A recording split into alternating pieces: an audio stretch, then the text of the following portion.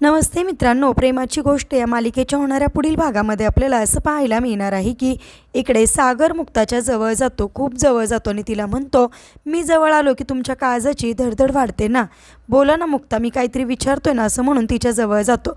तर इकडे सावनी दोघांचं रोमांस बघत असते. असं दोघांना एकत्र बघून इकडे सावनीचा चांगला जळफाट झालेला असतो. तर इकडे आदित्य सावनीला असं म्हणतो की चुकून मुक्ताच्या बेडवर मी सुसू केली.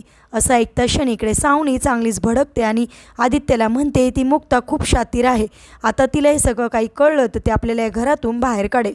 तर इकडे मुक्ता बेड आवरत असते. मुक्ताला बेड आवरताना तिथे वास येतो शूचा आणि मुक्ता वास घेत असताना तिच्या चेहऱ्याचा रंग बदलतो आणि मुक्ताला सगळं काही समजतं की आदित्यने बेडवर सू केलेली आहे.